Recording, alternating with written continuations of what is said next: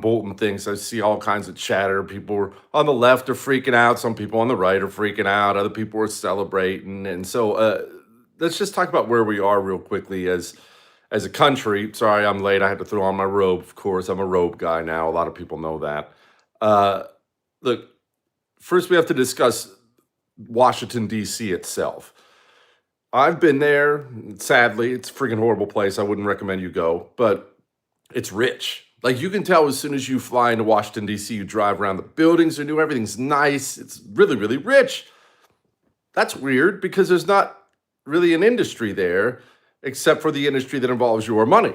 Of course, it's the industry of government. And so these people who get involved in government, they're always the advisor to this guy, and then they'll go work for CNN for 5 minutes and then advise it. This is how this always works. These people, what do they have to actually sell? Like John Bolton, for instance, he's not interesting.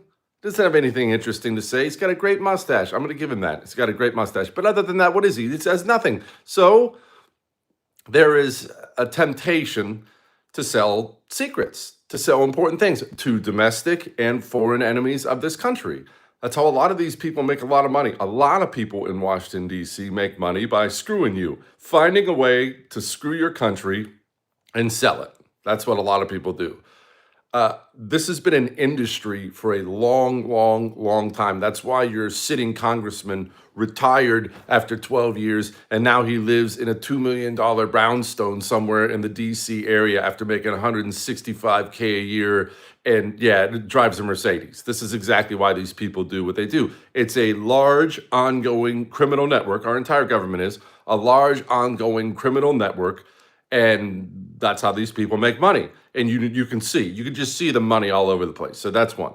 Two, the left and what they did under Joe Biden. We can't talk about this morning until we talk about that. What we saw under Joe Biden, I talk about this all the time, is this is what it looks like when you have communists running the country without guardrails. Normally, when you have a president, let's say Joe Biden's a functional adult, he's, of course, because he's a Democrat, he's going to have a bunch of communists around him, just total demons, complete savages, like Lisa Monaco and these types. Normally, though, the president will keep the worst animals in his party in check for his own sake, for his own popularity. So they walk in and they say, hey, let's just open up the border. Normally, a president would be all, okay, look, I want to open up the border too. We can't go that far. But because Joe Biden spent the entire time pooping his pants and drooling on himself, there was never any checks. And these people got to do whatever they wanted.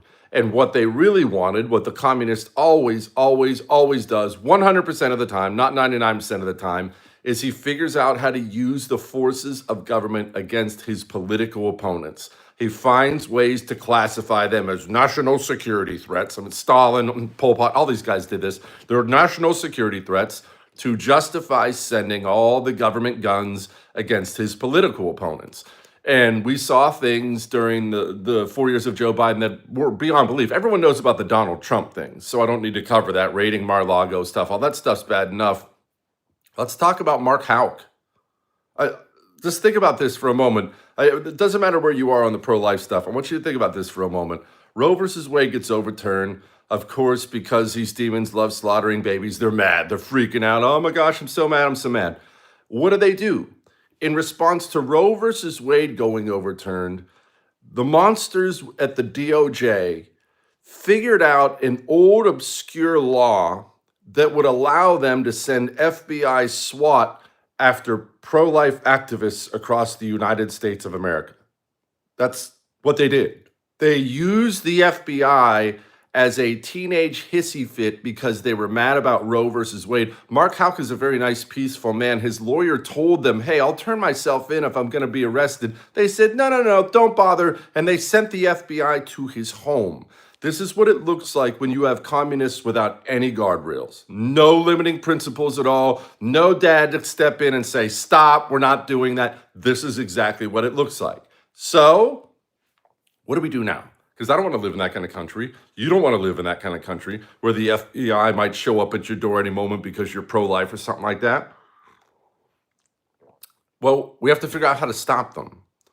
How do we get these people who would do something like that? How do we get someone maybe to second guess doing that the next time. There's only one thing the communist understands, because he is not a Democrat, he's not a liberal, he's not on the left, he is a religious zealot. He is a communist, he is religious. Fear and pain. They only understand fear and pain. They've only ever understood fear and pain. People who have dealt with these people countless times have written down that's all they understand is fear and pain. Solzhenitsyn said all they understand is the big fist, and the harder you slug them, the safer you'll be. There's no other thing that will hold them back. They don't have anything in them. By the way, quick experiment for you as you're watching me here in my robe.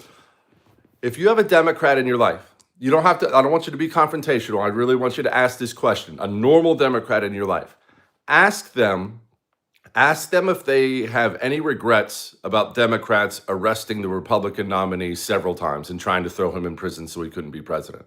I have yet to talk to a single normal Democrat in this country who thinks that was wrong or evil. These people have no limiting principles. So now we have to hurt them.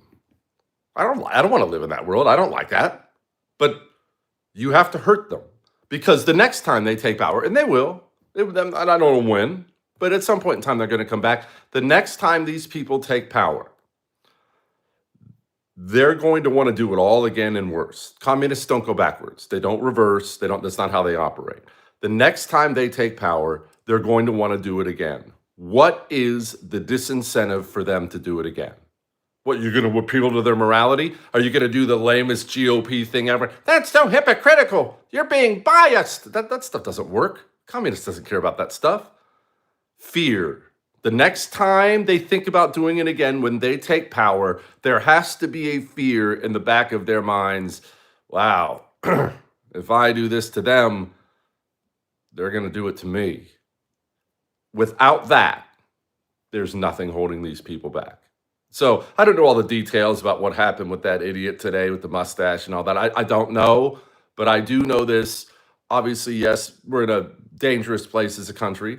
I don't wake up this morning and celebrate. I mean, I am celebrating, don't get me wrong, but I'm celebrating because we're finally doing something. But without the communist being afraid, we cannot hold him back. His demonic nature won't allow it.